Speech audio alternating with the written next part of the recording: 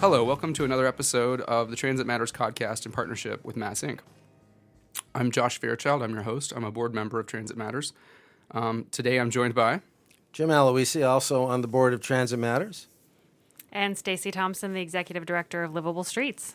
Today is a very special year-end episode. Thank you for joining us, Stacy.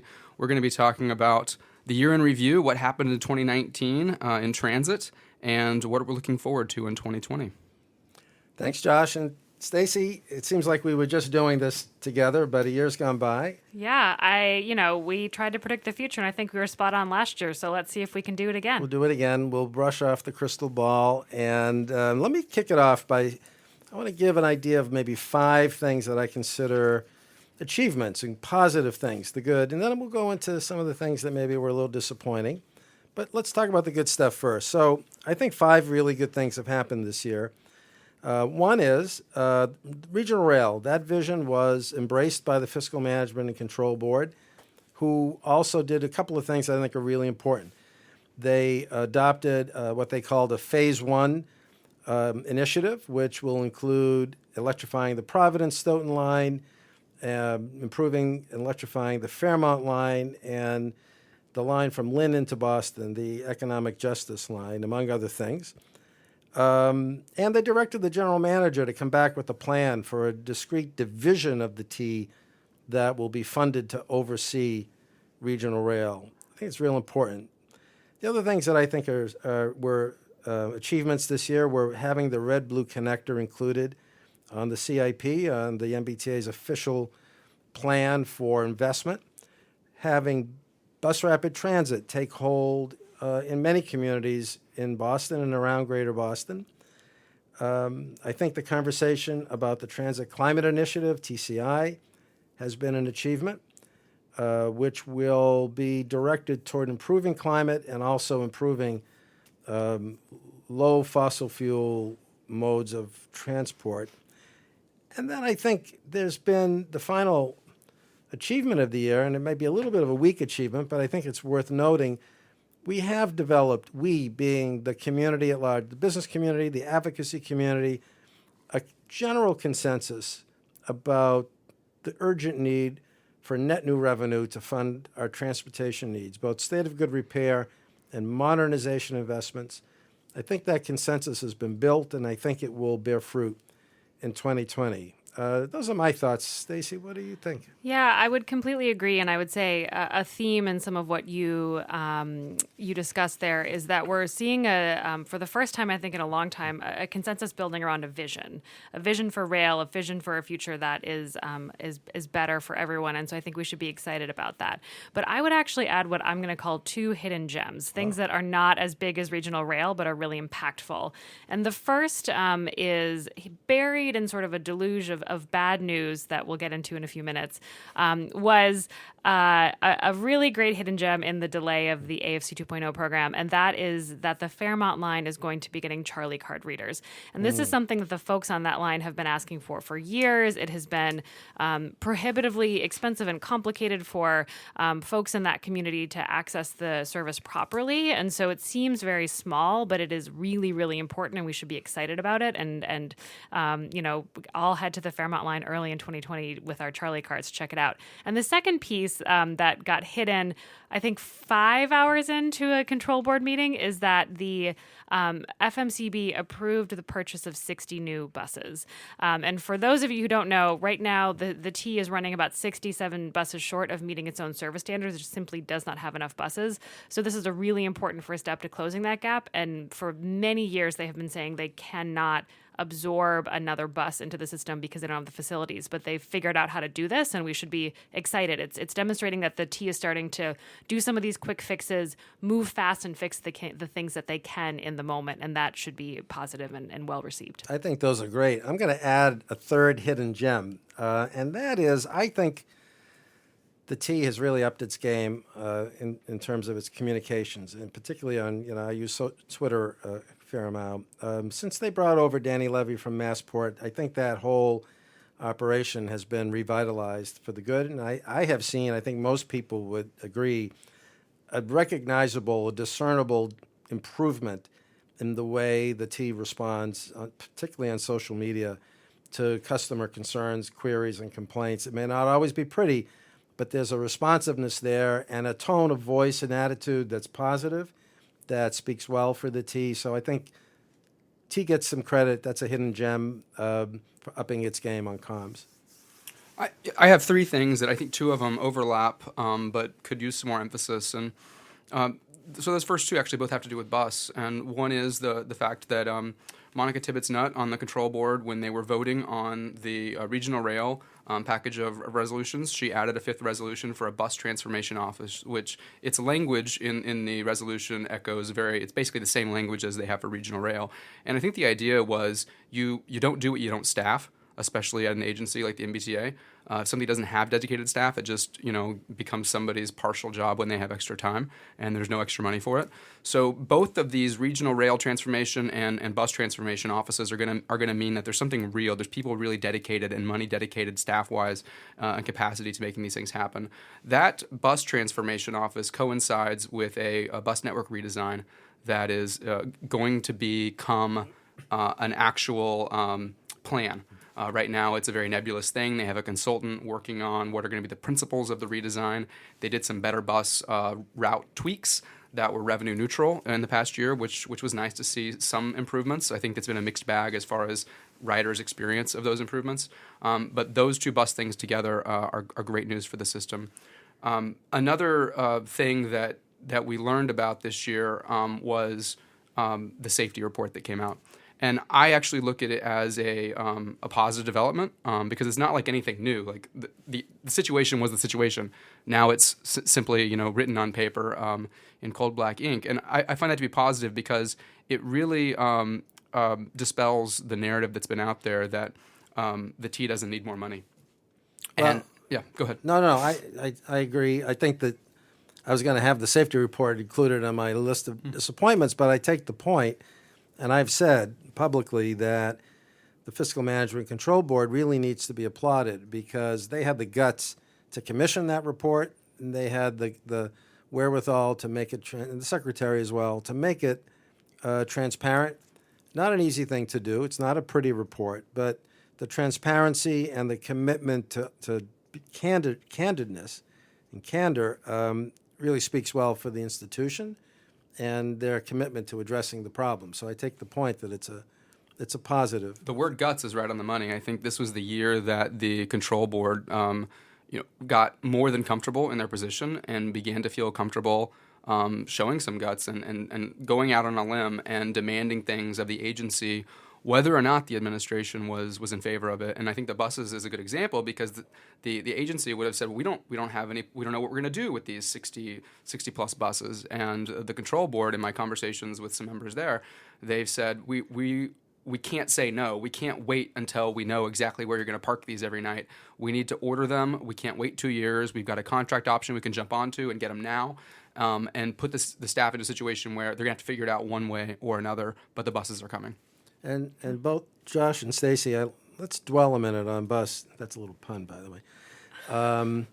Let's dwell less than we did in the past. A little bit on bus. I just want to put and maybe this is a subject for the future, but I just want to mention it because it's in my mind right now. We're talking about regional rail, we're talking about bus. Something in common happening in both of those arenas as a future thing that I think people need to be aware of and hopefully support. And that is a future not that far in the distance, where both regional rail and the entire bus system are powered by electric. And we're looking at a regional rail. Part of the Phase 1 regional rail plan is electrifying the Providence line, Fairmount, Lynn, to Boston. But we're also having an earnest conversation about electric bus. Now, this debate about trolley electric and electric, the point being, part of the way we're going to reduce emissions in Metro Boston, part of the way we're going to have a more climate-friendly public transportation network regionally is to eliminate the use of dirty diesel locomotives and to transform both the rail system and the bus system to fully electric systems. It'll take a little time, but I think that conversation has taken root. I don't know if you want to elaborate on that, Stacy. I would say that we've been part of a lot of conversations over the years that have been like, we need to start thinking about resilient infrastructure. We need to start thinking about electrification. And now we're actually seeing some more concrete steps toward transitioning that reality. You know, I would add, when the T put in this order for 60 buses, they are all hybrid. There was never a question that they would be choosing diesel buses. And I think that that's a good sign. But perhaps as we transition to areas for improvement in 2020, you know, that is as a very small step toward a much bigger process that we need to start, you know, putting our money where our mouth is and actually transitioning both the fleet and commuter rail in 2020. So let me play a role I'm accustomed to, which is a little bit of Debbie Downer here. And I'm going to move us from the good to the not so good. So what are the things that come on my list of the disappointments in 2019? I would say, and again, in no particular order, clearly the fact that we've got no legislative action on a comprehensive funding plan is a disappointment. I think the issue of traffic congestion is overall a disappointment, both because we're worse than the nation, according to very reputable national data, but also because I was disappointed with the MassDOT report on congestion, particularly its emphasis on managed lanes and its still, for me, jaw-dropping statement that we have traffic congestion because the economy is good, as opposed to we have traffic congestion because we don't give people good modal alternatives. Another disappointment, again, both sides of the coin. On the safety review, we give credit to people for making it transparent and commissioning it. Nevertheless, statements that the T lacks a safety culture and the T doesn't even have decent KPIs in that arena, that's disappointing, and we'll talk a little bit about that. Key performance indicators. Key performance indicators. Thank you for expanding on my acronym. AFC2, the delay and the cost overruns, major disappointment. Automated fare collection. Automated fare collection, once again. Thank you. And then for me, the lack of resolution on what I call the West Station issue, which is both keeping 2 tracks open at all times during turnpike construction on the Worcester line and committing to a West Station design that's robust with all 4 platforms, tracks rather, and that needs to be resolved. It's still unresolved. There are a lot of issues unresolved in connection with Alston Landing. I think those are the things that, for me, contribute to a sense of disappointment. I'll say 2 other things. Fare increases, definitely a disappointment for 2019. And recent data showing that emissions from automobiles regionally, they're up 24%. That's not a good metric. We shouldn't be happy about it. Again, Stacy, what do you think? What else should we not happy about? What, Stacey? am I too much of a downer here? I think, Jim, we can tell you're in your comfort zone right now because you just keep going and going. Yeah, I mean, I'm honestly, I'm not going to pile on. I think we're in agreement on a lot of these and they're big, but I would say that there are a couple of key themes. I would really love for the governor to make a New Year's resolution that says no more reports without action. I think that we saw this with the congestion report. Just to remind folks, this was a suggested alternative to actually doing a congestion pricing pilot, that the legislature wanted to do a pilot, and the response that we got was this report, and the report didn't really lead to meaningful action. And so I think whether it's the safety report, whether it's the congestion report, or anything else we're putting on paper, if we don't see some sort of short-term action, long-term strategy attached to those reports, then why are we writing and spending the time in the first place? The future of transportation report. Exactly. We have to have action, and this is true at the legislature. Well, we need to move forward. Again, sort of pivoting, the eternal optimist in the room.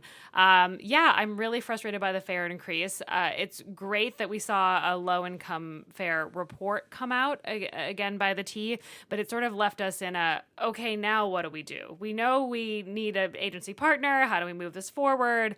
And I think that this, between that and AFC 2.0, it really opens up the conversation of, okay, what should our fare system look like?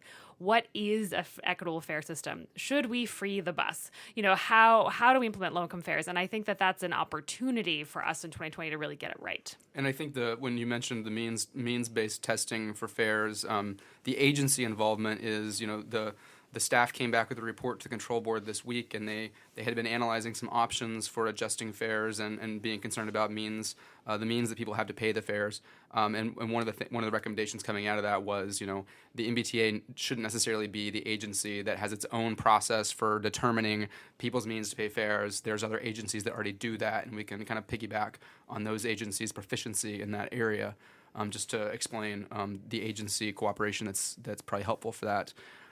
I agree. Instead of continuing to dwell, we'll think areas for improvement or things that we are looking forward to see happen. New in Year's 2020. resolutions, Exactly. potentially? New Year's resolutions, yeah. For MassDOT, for the MBTA, the legislature. And for us. And for us. So obviously, a few of them are we have to see some sort of funding bill, which has to happen anyway. But also with regional rail being a mandate from the board, there needs to be funding. It's kind of an unfunded mandate at this moment. So there's that. We're going to see reporting from both of these bus transformation and rail transformation offices that are getting started up as to how they envision beginning to implement phase one of their respective dictates. Part of that is going to be a report also. These are happening in January, these reports, and part of that's going to be a report about this bus network redesign, which is going to be exciting to begin to see happen. Another one is governance. The control board is become very proficient in doing what it does, and just like that, their term is going to be expiring this summer. Well, let's talk about governance. I think it's the sleeper issue. It's perhaps the most important issue facing all of us as we enter 2020. It's impossible for me to think that anyone thinks it's a good idea, given the gravity of the safety review report, given the gravity of the delays and the overruns on AFC2 and everything else that the T is doing, that we should have a new board come into office in 6 months. Think about two of the things the safety report said very clearly. One problem is a revolving door problem. Too many changes at the top level too quickly that reduces stability and institutional memory. That's exactly what changing this board out in June will do. It will be violating one of the key cautions of the safety review report. The other thing the safety review report said was there are too many meetings. The once every week meeting is too much, so we're going to cut back to 2. That's just what you don't want with the new board that's trying to figure out what the heck is going on, right? So having some stability with this fiscal management and control board is probably the best way to ensure that all the good things we're talking about actually have a chance to percolate and take effect. Now, so I've been saying, let's at least ask the legislature to extend this fiscal management and control board for maybe 6 months. The right answer is probably a year. And then use that time to really have a more thoughtful, which we haven't had, conversation about governance. Because governance really does have a lot to do with how agencies like the T perform. I just think it's a mistake to change horses in the middle of the stream. Even if we carry 1 or 2 of the current board members over, it's not enough. This board has won the confidence, I think, of the public, of the legislature, of the advocacy community, and of the business community. And given all the things I just mentioned, I think it's folly to think in 6 months we should just abandon it and start from scratch. Yeah, and I would add a couple of things, and this goes back to the good things that have happened, more than in 2019. When you look at transit boards across the country, I would say that the FMCB is one of the most effective, and they have had one of the biggest challenges. And so I think that looking at that level of consistency and really focusing on why they have been so great at governance, which we have been lacking so much, is something that we need to center on and focus on in 2020. I would also pivot and say I want to see this sort of trickle all the way down and really see the T focusing on human capital in 2020. We know from the safety report that we need to be investing in just human beings on the ground, really focusing on the operating side. And so I would like to see stronger governance at all levels of the MBTA and at MassDOT in 2020. I think that there's consensus forming not only in this room, but within the larger stakeholder, advocate, and elected community that the control board has worked, is working, and that it needs to be extended in some form.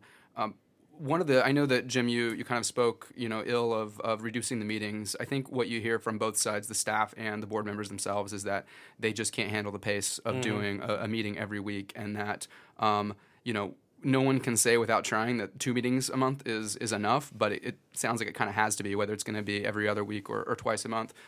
So I think that the extension is going to include something like that if I'm going to, prognosticate. Another thing is that the control board members aren't currently compensated at all, and I don't know if a lot of people realize that, but that contributes to, I think, their sense of just complete burnout. Like you still see the fire in their eyes, but I can tell that they feel like they're getting to the end of a marathon here. And I hope that if we're going to extend this, then we could allow a few would be willing to renew. Because one of the things that we really are going to need to see if this is going to continue to be a board that goes forward is some staggered terms, so that you never are losing all your institutional memory all at once. I think if you ask this board to stay around for 6 more months or even 12, they'd agree to do it. If there's one thing this board has shown, it's that it's very public interest oriented and very much into the mission of turning this agency around and doing it in a way that, as I say, has really won the confidence of every group that I know, from the business community to advocacy community, and the legislature and the governor, I suspect. So it just doesn't make sense to change it. So I'll extend my 2020. I don't know if this is a prediction or a plea of something that really needs to be in the scope of the funding discussion and governance discussion. Is I remember last year sitting in this position, I predicted that RTAs, the regional transit authorities, might be ripe for some governance reform or restructuring of some type. Because the prior legislative session ended with the legislature being very unsatisfied with the regional transit authorities and had sort of given them some additional money on top of what they had initially planned to allocate to the RTAs, but with some accountability measures worked in. And you're seeing very uneven performance in pretty much in every way from the RTAs, which hasn't changed from recent history. And the magnifying glass is going to continue to be on them for 3 reasons. One is governance needs to be governance writ large. We need to find a way to expand the governance and the accountability and the improvements, the service, all around the Commonwealth. And the biggest reason for that is the regional rail is going to put so much more emphasis on the needs of the bus systems in the other cities and towns that are going to be serviced by regional rail to also have excellent bus service and connections. And so the governance question needs to cover also that, and the bus transformation needs to also be expanded to think about the bus service in the regional transit authorities. And we can do this. The good news is this can be phased. Because we're phasing the regional rail, the line-by-line approach, we can also phase the RTAs that are being affected by regional rail. Yeah, and I would add that I also think that we owe the RTA some financial stability, and that needs to be part of the conversation as we pivot toward the legislature in 2020. And, I think we all are hungry to see what this transportation finance package is going to look like. And I want to throw it back to you all and say, what do you think and hope we're going to see from the legislature in 2020? I am hoping we're going to have fairly quick action on a couple of things. First of all, I'd like, a gas tax of some type, probably a gas tax that gets phased in over a period of 3 years. I think we need to do that, number one. Number two, I think we need to redefine legislatively the Metropolitan Highway System. Right now, for listeners who don't know, the Metropolitan Highway System is basically the turnpike from Route 128 into Boston and the harbor crossings, the bridge and the 2 tunnels. That system was designed right after the construction of the Big Dig as a way to fund the operation and maintenance of that system. But if you think about what the real metro highway system is today, it's much more than that. And I think regional equity requires a rethink and a redefinition of what the metro highway system is. And for me, that would include basically all of the interstate and state road system, the major ones that come into the city from the arc that is Route 128. If you redefine the metro highway system that way, A Better City has a plan. Full disclosure, I worked with them to develop it. I think it's a good plan. If you do that, you'd solve the regional equity issue in an instant. You would also begin the process of unlocking the jobs-killing traffic congestion that is hurting everybody within the Metro Boston area. So I think that's one thing that's critical.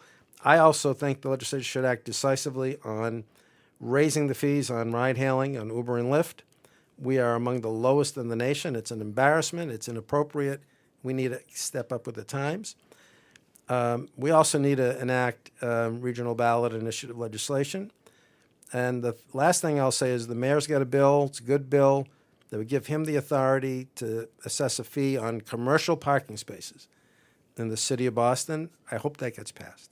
So one of the things you didn't mention, Jim, unless I missed it, was the reason for redefining the Metropolitan Highway System is because of the ability to raise revenue from that new definition. Well, yeah, by definition, you'll raise revenue that I would hope would be used in part to invest in the regional rail system. But for me, the main reason for doing it... Through tolling or some other congestion pricing. Yeah, through tolling or some congestion pricing, some appropriate pricing. We don't price roads, right, except for the turnpike, and we're subsidizing people driving every day, and we're not doing them a favor by subsidizing them because the cost to them in fuel, in time, in aggravation, in loss of quality of life, you can't monetize it. So we're not doing anybody a favor by pretending that use of the Metro Highway System is quote-unquote free. It's not free. It shouldn't be free. We need to price it accordingly, just like parking needs to be priced accordingly. Jumping in, I totally agree that we need to be talking about road pricing. And, what I would say, in addition to the gas tax, which I think absolutely has to be on the table just to even get us to level up to where our peers are in the region, I also want to just say that we absolutely need some sort of congestion pricing pilot. We need some action from the legislature in the new year and to really, I think the ship has sailed on what is congestion pricing, should we do it, and really about how do we right price our roads and what is the vision for that and how do we do it in the next 5 to 10 years. I just also want to flag two other things that, I would like to see and something that is coming down the pipeline. The first thing that I would like to see is the legislature take action on low-income fares for the MBTA and potentially making fares free for RTAs. I think the question of, we know that our commuter rail, that our bus systems, they cost too much, period, and we have an opportunity with the delay of AFC 2.0 to get it right and to mandate it legislatively. So I'd like to see some action on that tied to these questions of how do we raise money for the system. And the Transportation and Climate Initiative is happening. We did see a draft come out this week with a range of options. We know that New Hampshire is likely not in, but it was likely they were never going to be in. And this is a massive initiative. And I'd love to see some thinking on exactly, how we might expend those funds once they make it to the state in 2022, 2023. Stacy, I want to bounce off what you just said. I want to disprove a myth, which is if you're over 50, you're never going to change your mind about anything. So I've changed my mind about the topic of bus and fares. So just to be provocative for a second, because you mentioned, I was a little bit put off by the Lawrence free bus, because it's nice, but I look at it as a one-off and as a gimmick. And what I think the right answer is free bus across the state, and that includes the T. Bus fares for the T takes in about $635, maybe roughly $1 million a year, $635 million in total fares. Of that total, about $30 million is from bus. It could easily be subsidized. Now, that doesn't mean we won't invest in bus. If we're serious about improving urban mobility and decongesting our roads, we've got to elevate bus with dedicated lanes, with all the features of bus rapid transit, even if it's not gold standard. We need to have all-door boarding. We need to have frequencies of service. We need to have traffic signal priority. We need to have safe, dedicated lanes. The bus should be free. If you wanted to monetize the cost of what AFC2 is going to cost to get the bus fare collection in place, and then monetize proof of payment, put a price on it. I think we're just barking up the wrong tree. And so just Jim Aloisi personally, not an official position of anybody or anything, I think it's time for us to think seriously about reimagining how we charge for bus and also how we improve the bus experience to make it something that really responds to today's needs and values. So that's just, I'm putting that out. Wow, as Jim throws stay the gauntlet. tuned. I throw the gauntlet. So I wanted to make, you mentioned Lawrence. The Yes. reference there was to the city of Lawrence finding essentially some extra money in the Right. couch cushions of the budget and deciding to make 3 bus routes free. And they've had, I think, a 20% increase in ridership as what seems to be a direct result of that. Good proof of concept, by the way. That's true. A lot of people would say that nothing in a smaller system than Boston would probably be equivalent as far as a proof of concept. Not that I'm saying that, but there are a lot of medium and small systems that have gone with the free fare and have had some similar results. A lot of people would say basically any system that doesn't get a net revenue from the fare collection, because there's a cost to fare collection, they might as well just go free. And I think you're seeing that beginning to happen in more and more places. Most recently, I think Kansas City did that. Boston's not the case for that, as far as not being. It's a net positive fare system, as you pointed out earlier. The bus is a pretty small slice of that. There's equity arguments and there's operational arguments.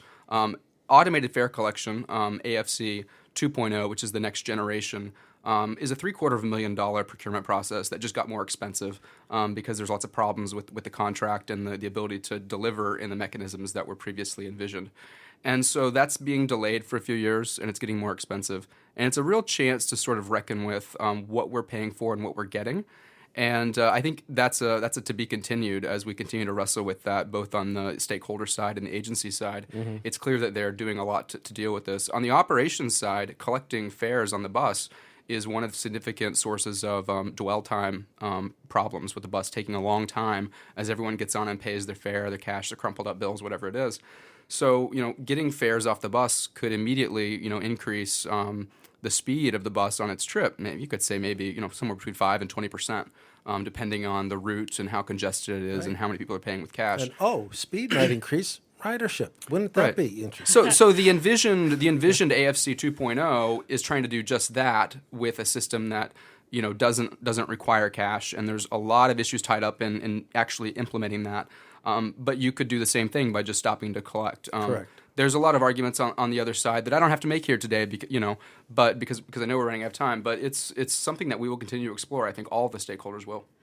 Yeah, and to help close us off, I think that this is a perfect example of something that will be a central conversation in 2020. And so maybe to close things, I'm curious, Transit Matters colleagues, what is your resolution for 2020? Well, I'm going to let Josh do the resolution. I want to do a prediction, if you don't mind. Or your prediction.